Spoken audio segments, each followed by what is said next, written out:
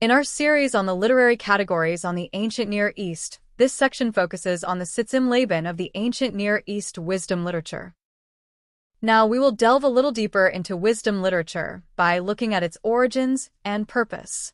The German term Sitz im Leben means setting in life and has also become established in English.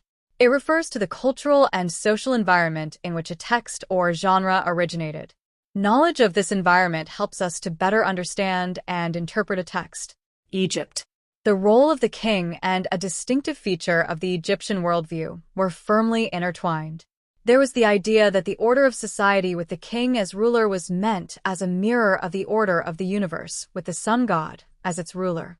The instruction/wisdom literature characterized the intended order and constituted the standard the king had to live up to. Lithium 1975:5. However, maintaining order and justice was not only the king's responsibility. Egyptian wisdom aimed to provide the upper classes with rules for responsible positions, but also to exhort them to respect the poor. Orland 2007:121. But how could the king and the upper class be persuaded to fulfill their duty to the people? The key principle as guidance for this task is Ma'at, a concept of cosmic order. The concept of Ma'at, order, was fundamental in Egyptian thought. The king's role was to set Ma'at in place of Isfet, disorder. Ma was crucial in human life and embraced notions of reciprocity, justice, truth, and moderation. Kuiper 2011-119. By doing good, man was obedient to Ma'at, the divine force of order, and obtained blessing of her. The opposite resulted in failure. Lithium 1990:6:246. In ancient Egypt, it was believed that there was a judgment after death, and that the basis of the judgment was whether or not one had performed Ma'at in life. The papyrus Hunfer, see image, contains a court scene in which the dead man in a white robe on the left is brought to a scale by the jackal-head god Anubis. The heart of the deceased is weighed against Ma'at, symbolized by a feather. The crocodile-headed goddess Ammit is ready to devour the soul of the deceased if Ma'at does not outweigh it in his life.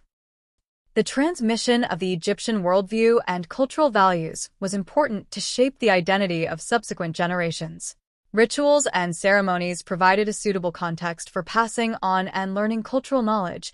Assman 1999:78.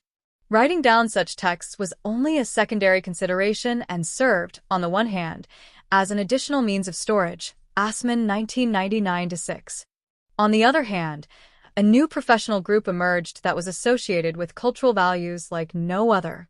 But at the same time the cultural texts served the purpose of an initiation into the art of writing. For that purpose they had to be written down from memory after having been learnt by heart. They imparted literate and cultural competence, the knowledge how to write in order to become a scribe, and how to live in order to become a gentleman. The scribal class embodied in a representative way all the culturally relevant values and moral codes. Assman 1999:8. Israel. In contrast to Egypt and Mesopotamia, in Israel, the king was not God's original means to secure order as God himself reigned over his people. The people just requested a king. But unfortunately, these kings often did not rule according to God's will, and prophets were sent by God to accuse the authorities of oppressing the poor. The Hebrews believed that God, in his wisdom, set the foundation of the world and the functioning of all elements in it. Here, personified wisdom speaks about the act of creation. When he established the heavens, I was there.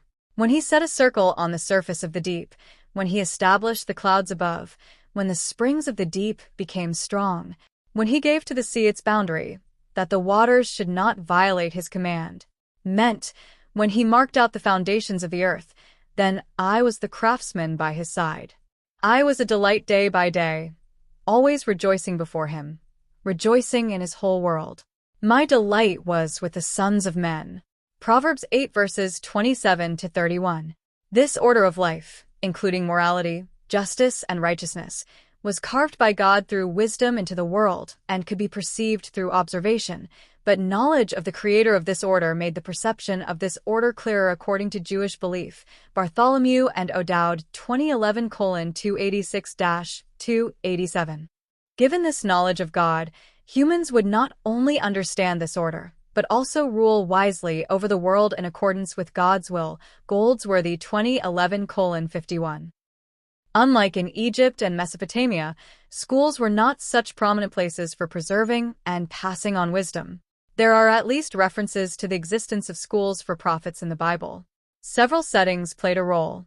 Kings such as Hezekiah, Proverbs 25 verse 1, and Solomon, Proverbs 10 verse 1, were involved in collecting proverbs, and the latter also wrote the book of Ecclesiastes. However, wisdom literature must also have found its way from the palace into families, as we repeatedly see parents in the role of wisdom teachers for their children. My son, keep your father's commandment, and don't forsake your mother's teaching. Proverbs 6 verse 20. Mesopotamia.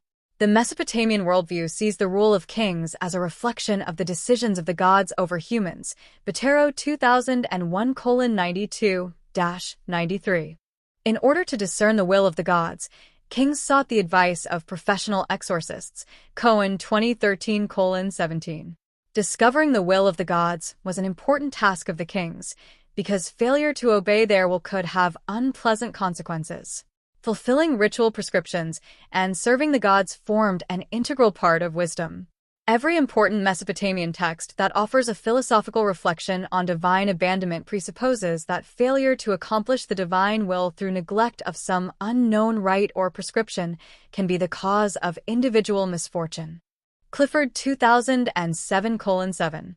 Wisdom in Mesopotamia had two goals or target groups. On the one hand, advising the ruling class, while the common people were not addressed. Klein and Samet 2015:303.